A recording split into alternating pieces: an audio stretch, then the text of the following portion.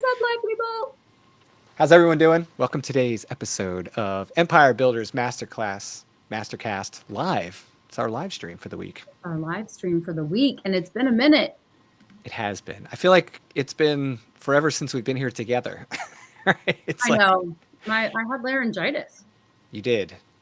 So, Yeah. guys, if you didn't tune in last week to my conversation with Karen, which by the way was amazing, Karen, thank you so much for being here with me. Yes. Um, Yes. Honore Thank you. woke up. Yeah, she woke up that morning and sent me a message, dude. I literally have zero voice. I could not make a sound for the Uh, whole day. For the whole day. Like I was texting my husband to tell him things because I could not. I was like, that's tough. it was awful. Enjoyable for many people, I'm sure. I was getting ready to ask Callie, has Byron been complaining or was he okay? You know what? He's always delightful. So he's like, no, I like talking to you. And we were driving that day, the whole day for hours and hours and hours, and I couldn't talk to him. And I was doing some of the driving, so I couldn't text him while I was driving. So I was just doing sign language. Sounds like cat. I don't know. Like, hi, Wayne. Where are you now? Where in the world are you? He's in Egypt. Oh, you're back in Egypt. Oh, is that what Yeah. the camels? Okay. Camels. All right. Yeah. Maybe we need to do a master class live in Egypt. Don't give him ideas. He Okay. will he will find a way to get us to You know Egypt. what? I would have to fly private, not C-14 or whatever those awful military transport planes are. So, Yes. yeah. I don't miss a C5. That was Is a that what it loud is? Those look that's awful. one of them, yeah. It was well, it's loud. It's very loud. Yeah. Very loud. You have to So wear earplugs and then you have to yeah. yell. Yeah. Yeah. Now I will say this: I did fly one time in a C5 from Morón, Spain, which is like in the not on the coast. Let's put it that way. And we flew all the way across the Atlantic to Dover, and I slept the entire flight. I literally woke up 45 minutes before Dover. Do you get to lay down or are you really strapped in like in the upright position, which is miserable for sleeping? Yeah, we're in these like they have these seats that they can fill the cargo bay with. Um, and and it was actually comfortable for me. I mean, my context at the time was probably a little skewed because I'd been living on like chairs in Air Force Base like lobbies for 4 days before that happened. Um, but once we got to the plane, I was out. It was like motion, already exhausted, all the noise, put on headphones, you're just like Yeah. sleep. Yeah. That's how I used to travel. I would just get on a plane and crash. Now I get on a plane and write. Yeah, Yeah. that was actually one of my criteria when I was buying my MacBook this week. Caleb's like, "Oh, look at the sizes, and you got the 16, and they got the 14, and if you get the Pro." And I said, "Man, it's a 14. Which one of these I'm going to be able to get on a plane and comfortably use?" And he just started 14. laughing. A 14. Yeah, that's I what I have the got. 15. I have the 15 and it's just too big enough that I have to turn it sideways and put it in my bag. It's a little A little it's bit. workable. I made it work. There I you go. suffered through. I suffered through with my 15-inch MacBook on my flight. So, what have you been reading lately? What's been going on? Um, so I've taken a break from nonfiction because I had bought, so with being sick, I couldn't read because I would fall asleep, headache, all the things, and I couldn't talk. So I had bought a long time ago the audiobooks that go with the movie Red Sparrow. Hmm. Is that like a military thriller kind It's of? a Russian American spy thriller Okay. trilogy. So I think the first audiobook was 17 hours. Wow. And the movie is excellent. I thought the movie was very well done. But then I like the books, obviously. All the books are always better, which is so cliche, but it's cliche because it's true. And so I listened to Red Sparrow, and now I'm listening to the second book in the series, which I was delighted to see is 20 hours. Oh wow. Yeah. And then there's a third book. And I'm Wow. thinking to myself, why have I only listened to nonfiction books? Why have I not ever gotten into listening to fiction? Because Hmm. I love a true crime podcast, which is basically not Sure. fiction, but it's story based. And so I Right. love those. I listened to Think Twice, which was the podcast about Michael Jackson, which I thought was fascinating. So anyway, that's Oh, what I just finished Red Sparrow and I started the next book. I couldn't even tell you what it is, but it's the second book in the series, and it was written by a former CIA guy. that's right. And so it's so good. So in the middle of reading the book, I watched the movie because I was trying to see what they did differently with the movie versus the book. Wait, you did that mid read? Yeah, Oh, wow. yeah. Okay.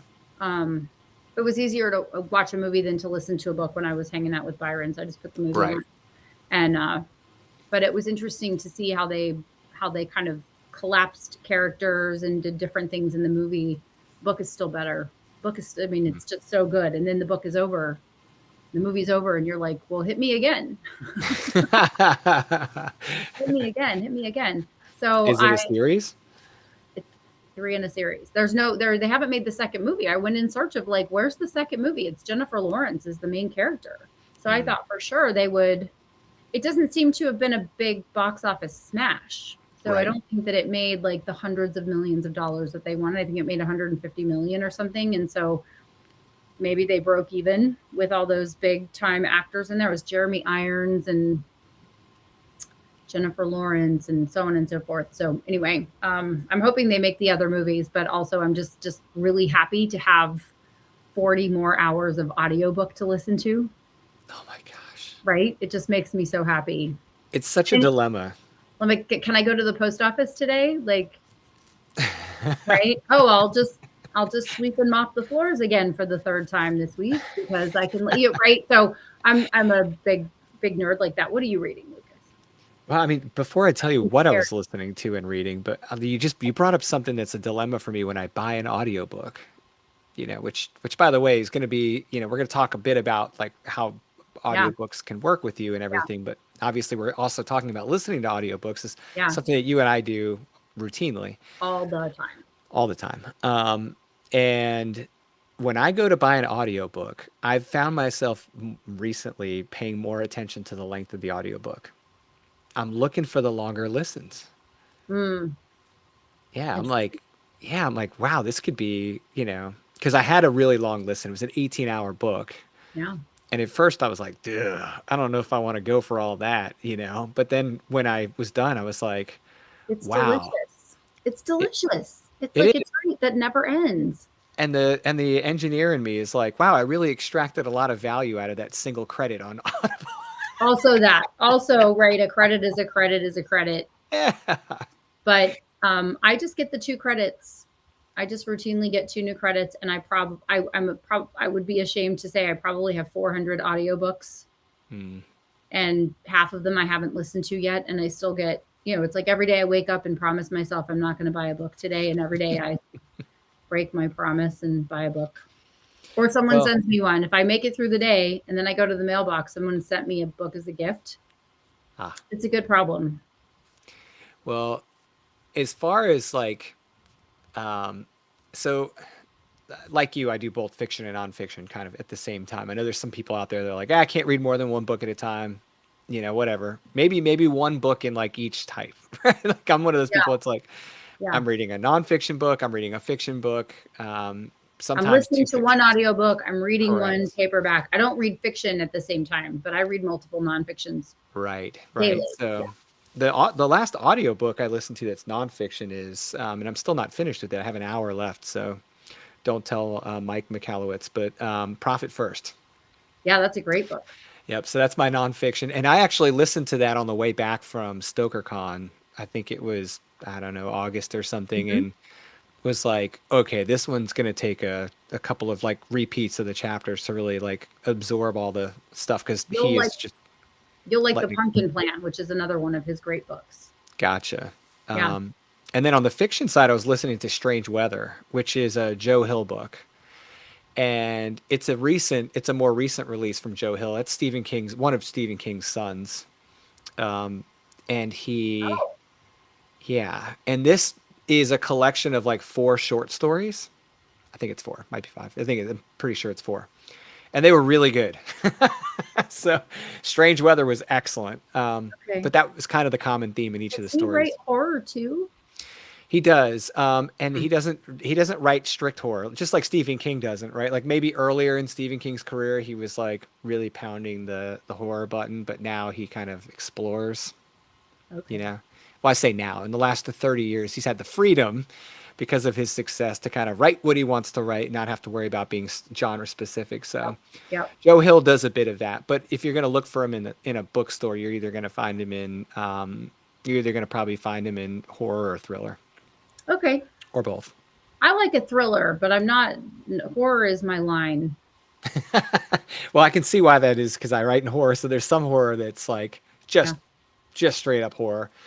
Yes. I'm trying to reconcile that you write horror and you're such a nice person. Like, Well, some of it, I guess mine's more gothic, I could say, which just I don't gets know what tucked. that means. I'm just trying to. If you're haunted by something from the past, Oh, then it very much likely has gothic themes in it. So oh, okay. yes, sometimes that's just really suspenseful stuff. Like every haunted house story you've ever read has probably got Oh, I see. Okay. predominantly gothic themes. I don't like that idea though. I have to say, I'm okay with the thriller. I'm loving the spy thriller, Yeah, yeah, right? I know they're going to, if you're a Russian spy who's working for the US government, they are going to torture you to the ground. It is not a good day for you.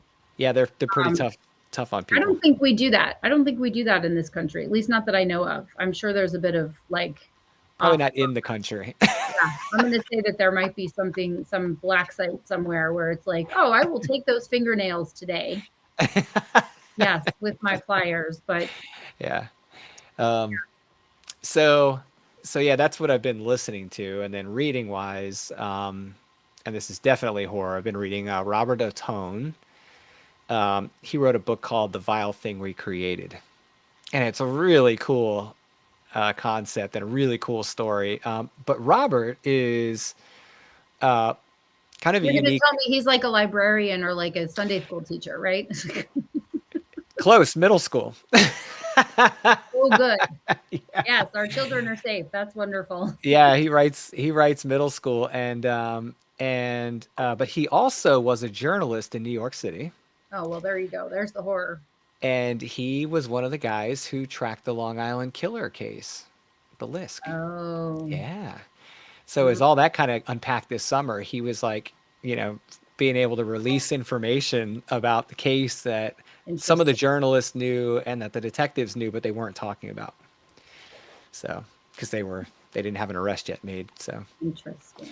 yeah. So, anyways, that's kind of been what's been on my reading list. But the whole topic of audiobooks and the whole conversation about audiobooks, I've actually had my eyes opened a bit on both the fiction and nonfiction side recently, just in the last couple of weeks with conversations with you, conversations with Zach, and a couple of other people about how impactful audiobooks have been on them and their careers as authors. And I mean, of course, Yeah. I've assumed that, but much like uh, print and ebook, it's another format for us to deliver our books in.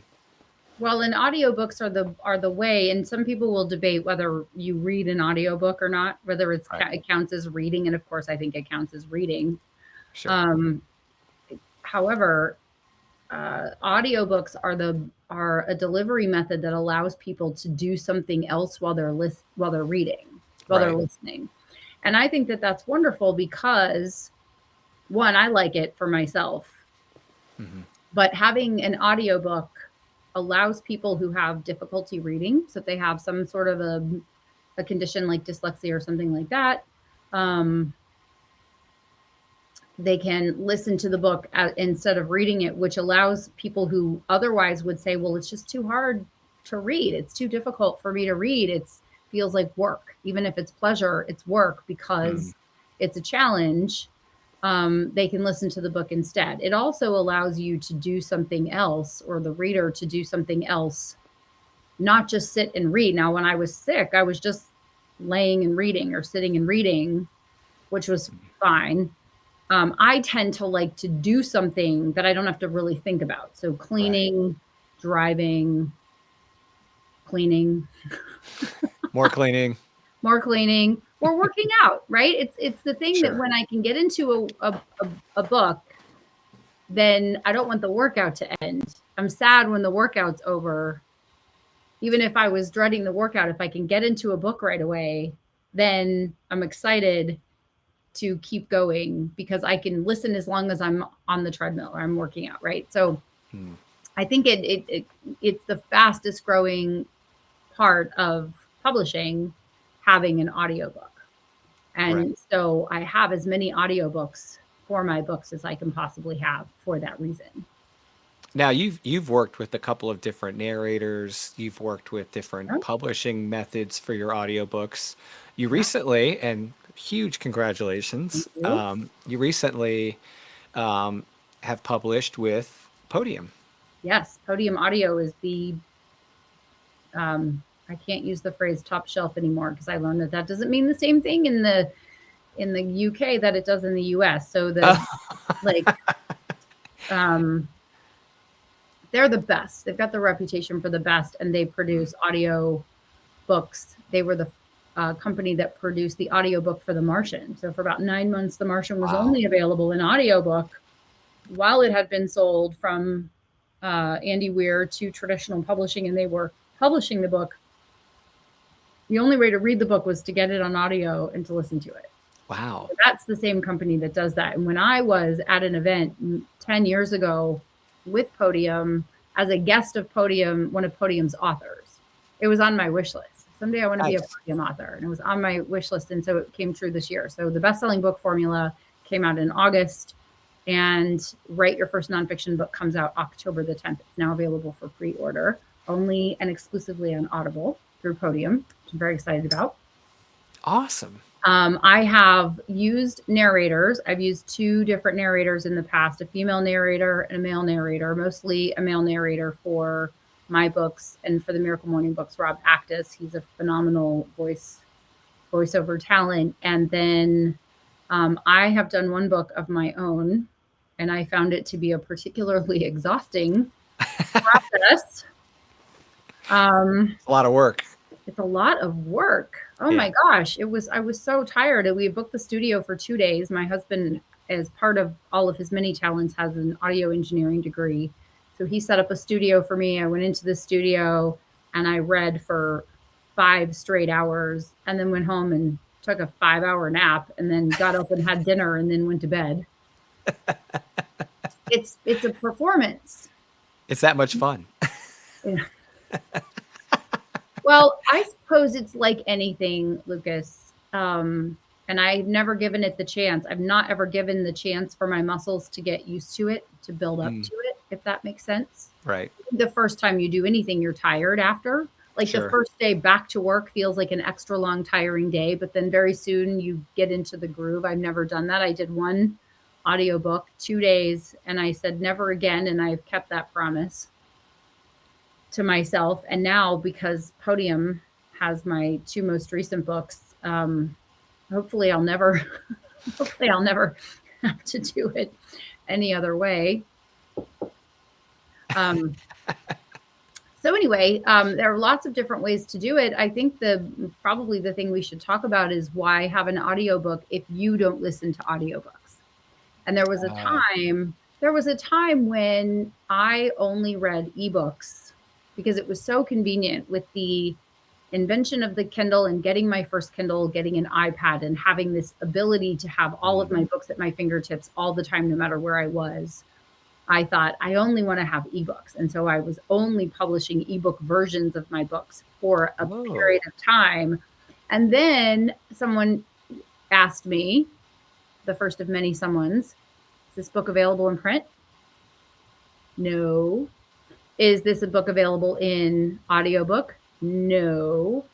And I tend to challenge my assumptions. Anytime I say I'm never going to do something or that doesn't work, I will circle back around to it later and go, maybe I should reconsider. Maybe I don't know everything. Obviously, I don't know everything. Maybe I don't know everything about this. Maybe my assumption is something I need to rethink. mm, And so I started to then look at how people preferred to read. How do you prefer to consume your content? So when I offer someone a book, I'll say, would you like a copy of this? Generally, it's because I have a physical copy. Would you like a copy of this? Would you like this copy, or would you prefer I send you a digital copy? Hey, about 50% of the time, because 50% of my books that are sold on Amazon, because you can look at the metrics, it'll say this percentage of books is ebooks, this is percentage is paperback, this percentage is hardcover. And I'm Right. like right at 50-50. 48, Me too. 52, 50-50, 49, 51. It's like right there. Um, and so I thought, why am I giving up 50% of my sales by not having it available in print? And then I can say that 25% of my author earnings in total are audio. So you're making a quarter A of your quarter of, earnings, yeah, not orders, but actual yeah, revenue yeah. off the Quarter books. of Yeah. my revenue comes from audiobooks. And so when I think about the 80-20 rule, right? It's like, well, 80% of my sales come from 20% of my effort, but do I only want 80% of my income? No, I want 100%. So I'm going to see if I can get that extra 20%. That's the first thing. The second thing is, do I want to give up 25% of my overall income by not having that audio version? Of course not. Right. So there you go. That's the fun part. So I'm going to say hey to the Facebook user, the unidentified Facebook user, which at one time was me. There's Renee I and think Elizabeth. that, You're yeah, I probably think, Jen. Is it Jen or Karen? yeah, I was going to say, I think it's Jen. But Jen, identify yourself if you're Jen. Yeah. Please And identify Elizabeth, yourself. yeah, and Elizabeth said hi. And Hi, like Elizabeth. Renee, Yeah, all the good um, people. real quick, because I know you have a quick answer for this. Wayne did ask a question. He Oh, asked if he may have missed this over past sessions, but what book or books helped you the best in writing a book? Now, I have a different answer than you do. I was going to say, I have my answer. I bet you have your answer. Your answer first. Oh, what book or books helped me? Well, everyone has probably heard of On Writing by Stephen King. I think that's a standard. That is you want to be a writer, that's a book. It's phenomenal. That's a book that you want to read. Mhm. However, there are so many. So let me see. Um, let me see if you've heard of some of these. So my friend Becca Syme wrote a book series called Dear Writer, and the first I think in that series is Dear Writer, You Need to Quit. I have that one. Yep. So there's a whole series of them. I have not read them all yet. Chris Fox wrote a series, Right to Market. Um, I'm not remembering what those are. There's a book by Rachel Aaron, 2K to 10K. So going from 2,000 words a day to 10,000 words a day. Joanna Penn has a lot of books for writers on writing. And then I wrote some to fill in the gaps, right? I wrote the Prosperous Writer book series because there weren't books on mindset and writing. And so I have that 5-book series, but those weren't books that helped me. That was just mindset stuff that helped me. So Right. what's your answer, Lucas? Asking for a friend. I first started my writing as a like wanting to be a professional, all right? Like knowing that it was going to Yes. most likely start out with Yes. nonfiction and it was going to be related to my business, and I didn't want to have to swing the bat 5 times and figure it out. I wanted to learn as much as I could from a pro right up front. And I found this crazy book called You Must Write a Book. Hmm. And this lady named Honorée Corder had written it. And Also crazy. and then she had a course, and I ended up in that. And then the mastermind and all the things, right? So Yeah. my journey to figuring out how to write the book I wanted to write was almost more about how to write a professional nonfiction book the right Mhm. way. Oh, and by the way, self-publish it. Because I knew if I could self-publish a book, then I could make a book good enough to traditionally publish if I wanted to go that route. Yes. And so I was like, all right, I'm just gonna focus on that. So that's where obviously You Must Write a Book came in for me. And then in the course of writing my book, I had the opportunity to read Best-Selling Book Formula. That was Mm. very good for me to read because I had just gone through the process of drafting my manuscript, and I read the best-selling book formula and used it as a checklist to basically make sure I'd done all the things right. It's like, Yeah. you Yeah. know. And then on the fiction side, Stephen King's On Writing, and then Jay Thorne and Zach Bohannon, dear friends, they wrote the three-story method, Yeah. which I really enjoyed for learning how to write fiction because it gave me a perspective about how to structure a fiction book in an engaging way. So yeah, those are kind of my Awesome. recommendations. I will say this, Wayne, and thank you for asking that question. Um, you can get into analysis paralysis. Oh yeah. There, I remember talking to Kelkade, Kelkade. She is a very well-known epic fantasy writer. Uh, Her story is very interesting. She was a single mom, broke on her last. Probably, I think she had no nickels. She didn't have a last nickel, and she wrote and published a book and sold $30,000 worth of books her first month, and then had to wait 60 days. So she went and borrowed money again. She told the story on stage at Writer Fest where she went to her family and said, I'm going to be getting $30,000 in like another month and a half, but I have to pay my rent today. Can you please help me? And borrowed money against future earnings. And she's a podium author. And so anyway, writes epic fantasy, does very, very well, multiple book deals, all of that kind of thing. Nevertheless, I remember talking to her and to just a couple of other people who I respect, and they said, Honore, you can tell a story, write the book. And so I will say that to people who are voracious readers, people who are experts, you already know what to write. So don't go, oh my gosh, now I have to read all of Chris Fox's books, all of Becca Syme's books, all of Stephen King's books, all right. Go, okay, I have to read all these books and then I'll be ready. It's like, no. Use those to validate what you're doing, but get in front of the computer. The only way to write is to actually write. The only way to, you can't edit a blank page, blah, blah, blah, right? I can say all the things, but I do encourage you at some point just to say, okay, I'm going to sit down and write the story. I'm going to sit down and write the outline and write the words on the page, because you can read all the books. Oh, there's another one. The snowflake method is fantastic. That's a way to structure the story. So you can go, okay, I'm going to do the snowflake method and I'm going to learn Scrivener and I'm going to like identify the best font that I'm going to write in. I'm going to have to, light a vanilla scented candle. I can only write facing east at noontime on Tuesdays. Like you can really back yourself into a corner of like, I have to do all of these things before I'm ready to write. But ultimately, you are a writer, so you need to write the book. We've gone a little off topic, but I think it was important to say. Yeah, I'm 100% with you because you can't get to the audiobook until you've gotten this far. Like you just can't, right? You have to have a book. You actually have a book to be voiced before you can get into the nitty gritty. So probably we should talk about how you get an audiobook done.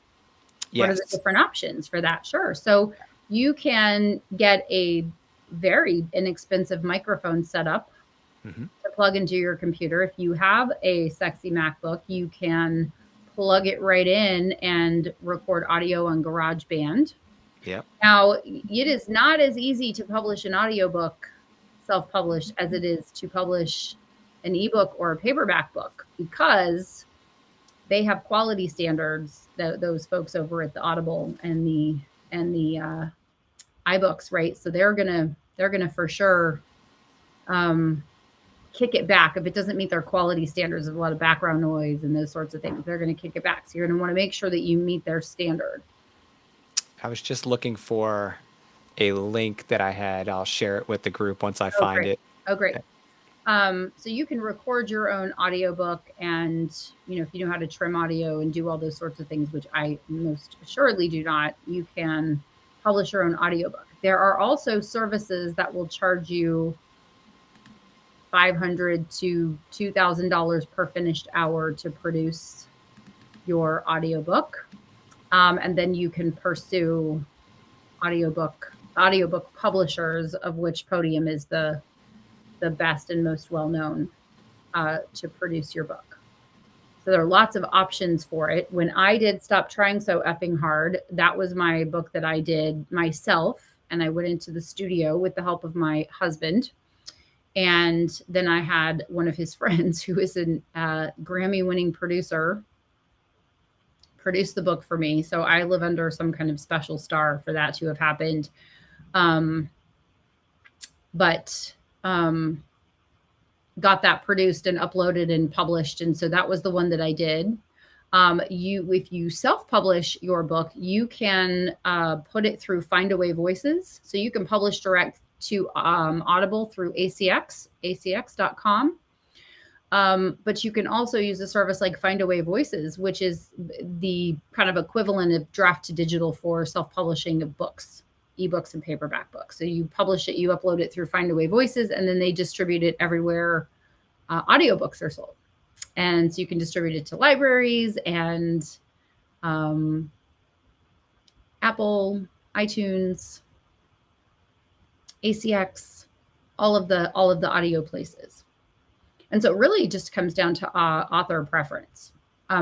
People will say, and I talked about this with the folks over at Podium a little bit, about how people will say, well, I want to voice my own book, but they don't have a nice voice. So you have to make sure you have a nice listening voice. Do people like listening to you? Because there are some people that just do not have nice voices to listen to. And if you are that person, then, have no ego when it comes to your audiobook. Be willing and happy to let someone do that work. That's their job. They will be pleasurable to listen to, because if you are not pleasurable to listen to, then people will return your book, or they won't buy your book. They'll listen to a sample and say, I can't listen to that voice. That voice is annoying. Right. It grates on me, whatever. And we know someone who has one of the best voices ever, John Stongi, yeah. Right? So, you want someone who has a voice for radio and, a voice for listening, and do that. So if you have that voice, or you can turn on that voice, then do that. If not, then maybe you want to use voice talent. And so sometimes Podium is like, we like your book, but we know that your book won't sell if it's in your voice, because, so they, all that kind of stuff. So nevertheless. Yeah, they need control over that process as the publisher, for sure. Yeah, Elizabeth said, I've read so many bad reviews of books that I've read that are all about the voice. Yes. And there are some people that I don't listen to I'll want the audiobook, and then I'll realize, oh, it's voiced by a voice actor that I don't like. Yeah. But the guy who does Red Sparrow, his voice is awesome. And then I noticed, here's what's interesting, is I did a search on him, and he did the new book by Walter Isaacson on Elon Musk, which is on my to-read list. So not only did I want to read about Elon Musk, just from a, sure, what makes people tick kind of a perspective, and also Walter Isaacson writes really good biographies. Then when I heard that this voice guy that I've been listening to for 20 hours, I'm like, yes, I get to listen to him. This is fantastic. And my husband has that voice. My husband, when he writes his book, I will encourage him to voice his own book, because he's got a Southern voice that to me sounds like melted caramel. Right? Well, I won't describe his voice to him like that when I see him next. That would be weird. Don't make it weird, Lucas. There's only one way to make that happen, though. I got to get really close. There's nowhere to run, Byron. Sounds like melted caramel, Byron. Yes. You'd be like, hey, man, thanks, but you got to be so close when you tell me that. Yes.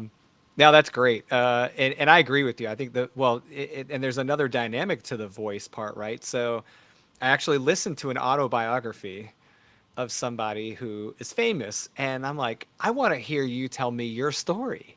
Of course. I can't wait to hear you do this. But then he does it, and it's not his voice that gets me, because I know what his voice is because he's famous, but he just doesn't know how to read smoothly, his cadence, his delivery. Brian Headwelch, the guitarist from the band Korn. So he shouldn't have read it. Yeah. So guy's a performer. Amazing story. Like, he turned his back on fame and fortune because he had a drug addiction, and his book is called Save Me From Myself. He basically decides to leave that to get clean for his daughter and be a good father. And then he ends up coming back to the band a better person. and they work through all their stuff.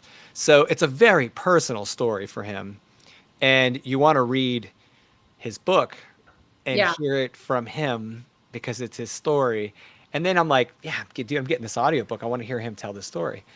And I really enjoyed it, but he just doesn't do a great job of delivering the cadence and the.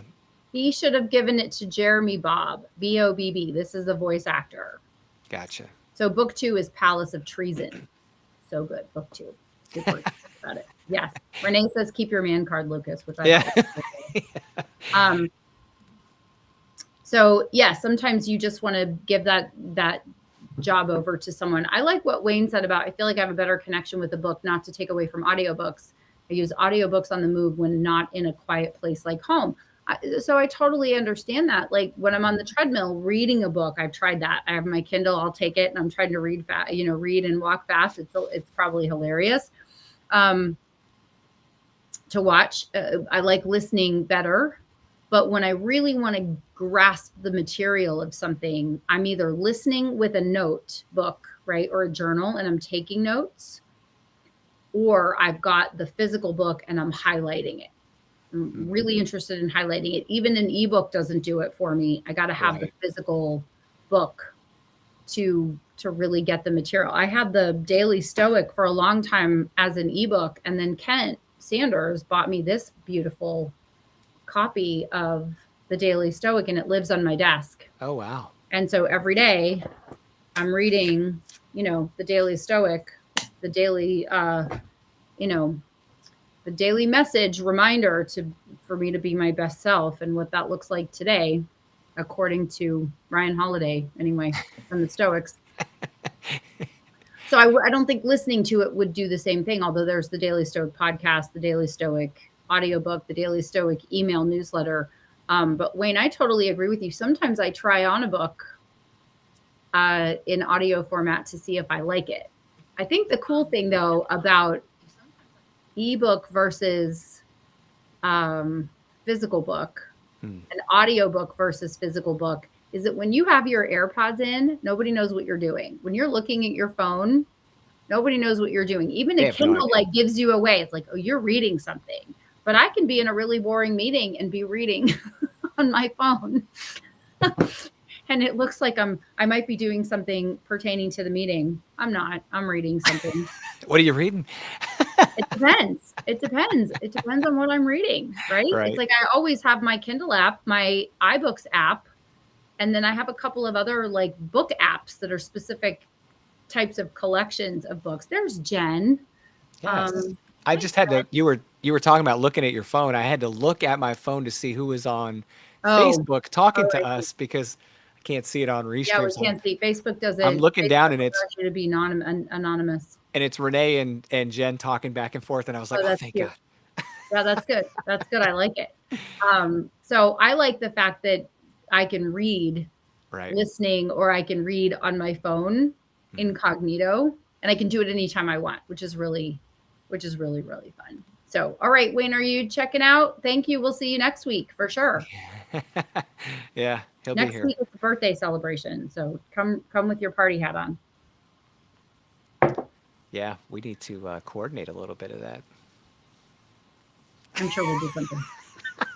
I'm sure there'll be something. Well, we're doing our video. You'll actually be here in Nashville. We should do it live on my porch, and then we'll go for trivia. Yeah. So which will be, no doubt, the trivia questions will all be about producing audiobooks. Of course they will. So you've done your own recordings. You've done. Have you done the Amazon solicitation through ACX, where you can present your manuscript and ask people to compete for the opportunity? Yep, that's how we found Rob Actis, and that's actually how I found the voiceover person for the Successful Single Mom series. Excellent. Yeah. So for those that aren't familiar, if you have a book and you haven't the slightest clue how to find a narrator, you can go to ACX, which is Amazon's audiobook publishing site, and they have voice actors who will basically offer the opportunity. Yeah. Yeah. And there are different ways to be reimbursed. There's different ways to hire. There's different time periods, all the things. But you can upload your manuscript and let them know what you're interested in doing and who you're interested in doing it with, and then you can receive offers or opportunities from potential narrators on the site, which is really cool. But one of the things that I did, obviously, I asked Honore when I was working with her, like, who do you use for your audiobook narrations? And that's how I found out about Rob Actis. But I also, when I listen to a really good audiobook, I go see who the narrator is. And for certain applications, certain narrators just are phenomenal, right? So Yeah. I feel like with fiction, it's such a different animal than nonfiction when it comes to narration because of characters. Hmm. And I had mentioned Joe Hill's book there. Well, he wrote 4 short novels and had different narrators for each of the novels, Oh, cool. right? Based on the fact that it's a totally different deal in each Interesting. story. One Hmm. of which was from a female's perspective. The lead character, the main character, was a woman, and she had a female narrator for that story.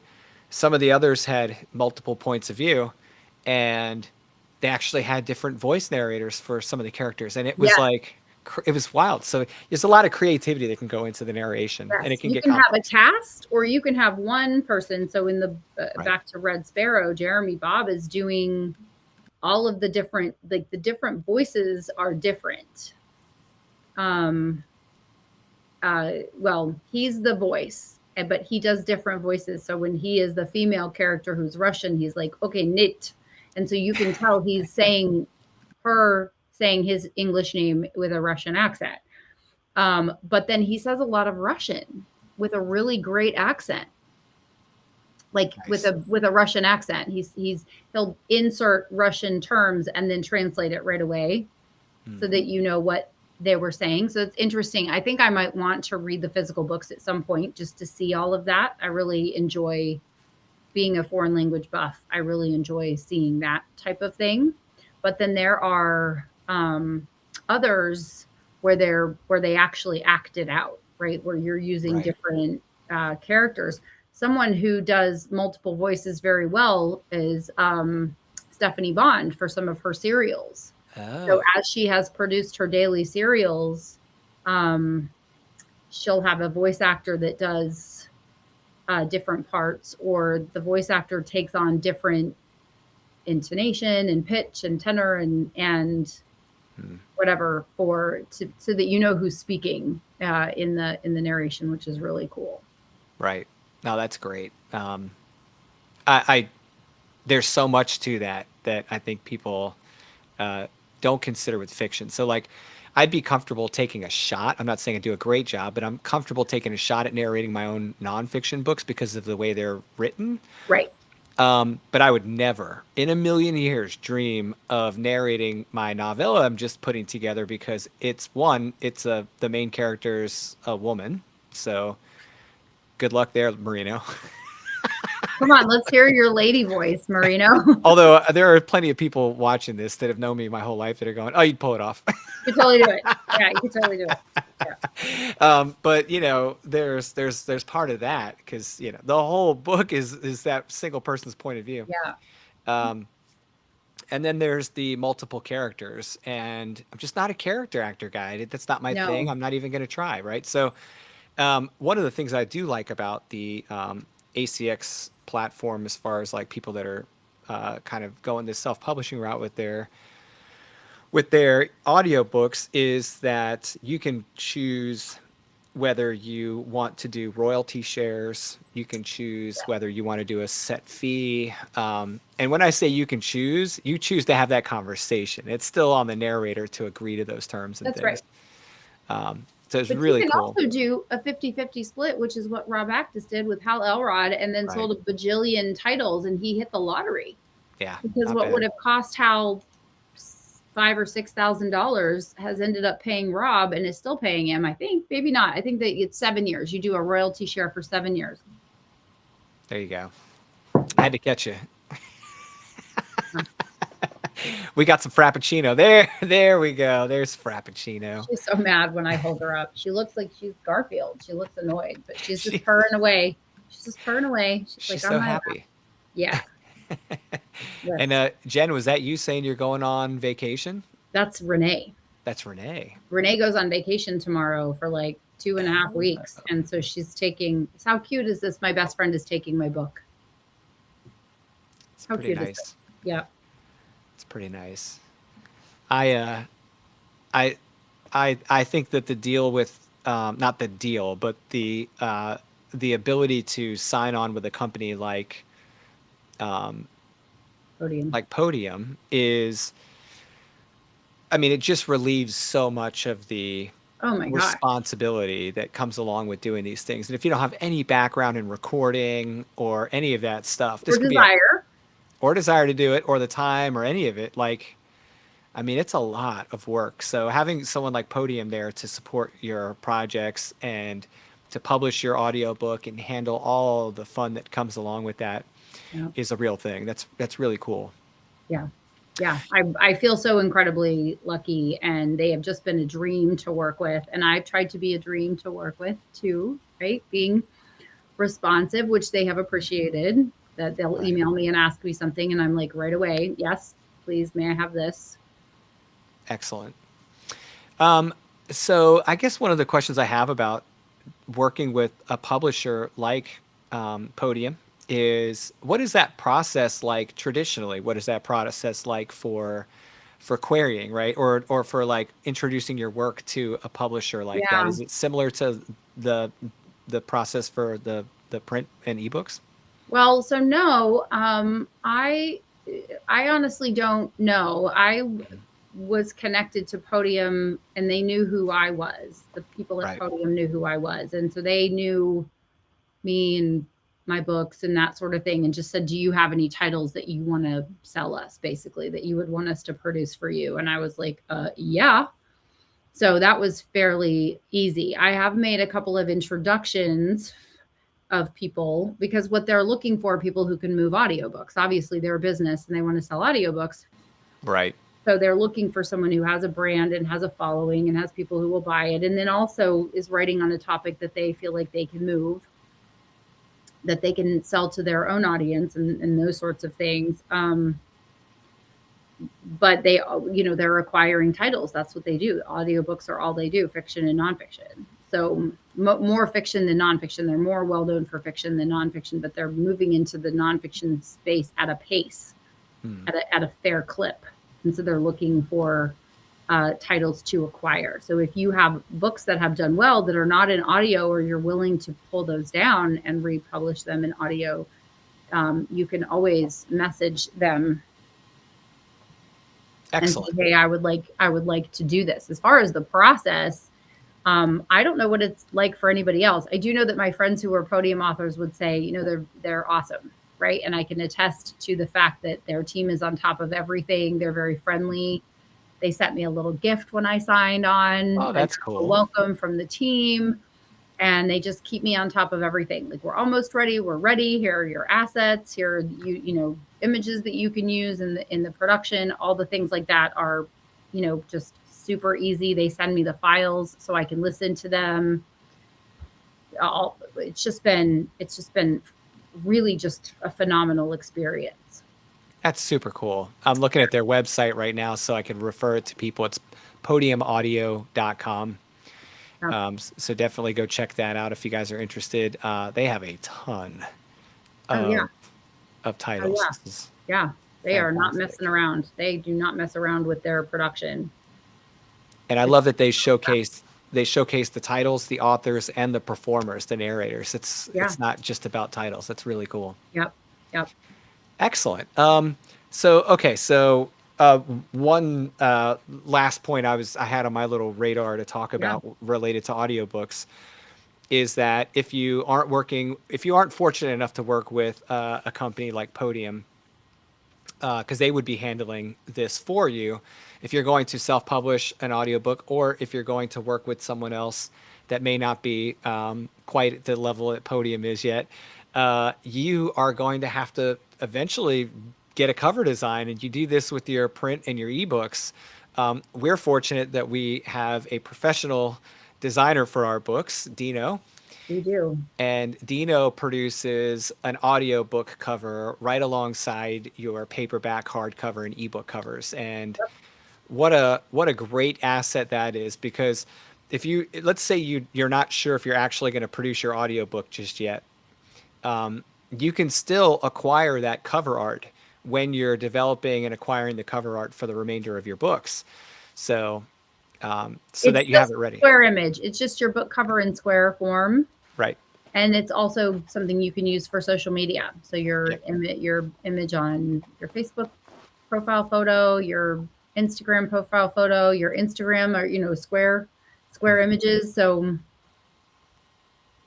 um Yeah, it's yeah. amazing. Yeah. So It should come along with your cover suite. If you're not using our cover designer, you'll want to ask your cover designer to just go ahead and knock out a square image for you of your right, book cover so that you can use it as a social media asset. You can also use it as your audiobook cover art. right. So just go ahead and have that made right along with your ebook, your paperback, your hardcover, your black and white interior image, right? So What? you want Right. this, right? Well, one of the nice things about the audiobook file, like you mentioned, you can use it for social media because it's a square image, which is, great for like Instagram Yep. and obviously all the platforms. But the other thing that was nice about it that I didn't expect to be able to use it for was for my fiction series. I'm going to write a follow on with in my series for my fiction. The next book is going to go up on Vella before I put it out on Hmm. print.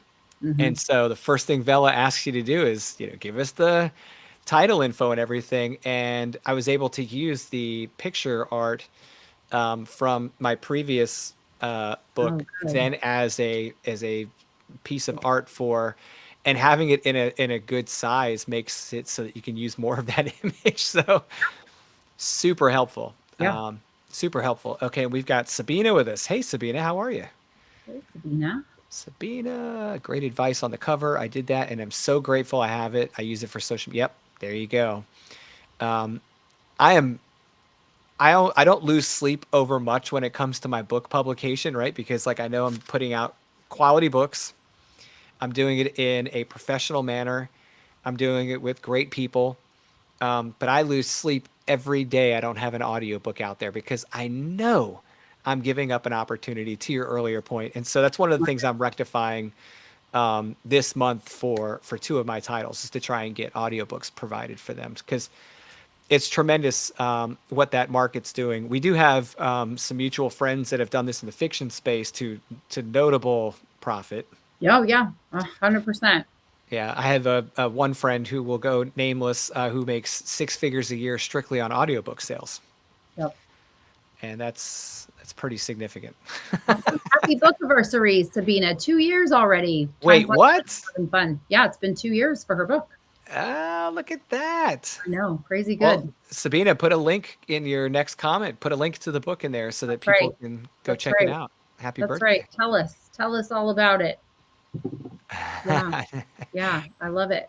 I love So, it. you guys have any other questions for us? I mean, if you have any questions for Honore, it doesn't necessarily have to be about audiobooks. We're open to answering any questions you guys may have about any of the topics. But yeah, this has been very helpful to me, and it actually provides me. And I use the example of knowing I'm going to bed missing an opportunity every day. I don't have an audiobook out there, but it's just that it's an opportunity. It's something I'm not doing that I could be doing. Yep. And audiobooks provide such a great way to leverage yet another stream of sales on the Yep. same material. Yep. So, what are you waiting for, Marino? It's time, right? You Yeah. you run several businesses and have someone calling you for advice about things all the time and just blowing up your phone, and you know, I don't know how you're productive with all that happening. Uh, yeah. Well, we're in similar shoes, aren't we? Yeah. All good. Yeah. All good. It's just a list, right? You just I just It's keep the just a list, list. And as I cross something off the top, I'm putting stuff off on the bottom. So yeah. That is the longest link in the world. I'm gonna have to copy that and make a shorter one. Let me see what I can do Yeah, here. so just to give you all a hint that you could stop right after the 308, Lucas. See where it says the book Oh, the title and reference. then /GP/ and then that number. That's the ASIN.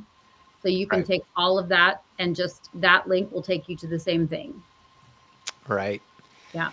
Because I have no way to steal that link out of the comment and click on it. So, You can go to the Amazon page, and when yep. you're clicking on it, you can just go through to the 308 and then clip that, and that will take you to exactly the same place. It's just a shorter link. Yeah, I'm gonna pull a shorter link for her real quick. Yeah. So, Honore, while I'm doing that, do you have anything else you want to add to the conversation about audiobooks before we close her up? I'll just talk about the benefits of launching everything at the same time and the benefits of not launching everything at the same time. So if Right. you are fortunate to have your ebook, paperback, hardcover, and audiobook all ready to go to launch at the same time, that's wonderful. If you are not, then you can just let people know, like I am with the next, with the audio of Write Your First Nonfiction Book, that it's coming. And the people that have been waiting for it in audio, you can let them know in your newsletter and on social media and those sorts of things. There's really no wrong way to do it other than just to not do it at all. If you're wanting to do an audiobook, put it in the queue and just work toward getting it finished as soon as you possibly can. You can also release your audiobook a chapter at a time as a podcast. And so Stephanie Bond, who I mentioned before, did Coma Girl as a free audio podcast, or as obviously podcast is audio, as a free podcast, a produced podcast, which is really cool. And then she did Temp Girl the same way. And it's a daily podcast. So you listen to it every day, or you can binge it once it's already out. People are getting to know you, and you put your audiobook out as a podcast, one chapter at a time. That's another way for people to discover you and your work. Was So she keeping the episodes up for longer than a day, or do they go up and come down in one day? they're all still up there. You can go listen to them. It's a fantastic, so fun, Wow. super fun. Yeah. Wow. So And she knows what she's doing. She's done yeah, pretty good with it. yeah, she's all right. We don't need to do a GoFundMe for Stephanie for sure anytime soon. So She's doing all right. yeah, so I just recommend that you do it. It's not a matter of if, it's a matter of when, and just put it in the queue. There you go. And then have some fun with putting it up with some images on social media, the audio in the background, just things like that. All different sorts of things you can do. But thanks for tuning in, everybody, Renee and Jen and Sabina and Wayne, who left already. And I don't know if I'm forgetting anyone or missing anyone, but if you were here and we didn't say hello, or you didn't say hello, glad you're here. Thanks for popping in. There you go. And we'll look forward to seeing you next time. That's right, guys. Be safe. Let us know if there's anything you want us to cover in one of these sessions in the future, if you haven't seen what you're looking for. And, we are just grateful to have you guys with us. So don't forget to like and subscribe. We broadcast these weekly on YouTube, Facebook, and LinkedIn. So you should definitely run over to LinkedIn and subscribe, over to YouTube and subscribe if you're not following us on LinkedIn or in our Facebook group, which is the Empire Builders Masterclass. So, all right, guys, it's great to see you again, Miss Honore. Thank you so much for joining us this week. Glad you're feeling better. Thank you. Me too. Thank you, Lucas. Yeah. Thanks, everybody. We'll see you next week. Okay.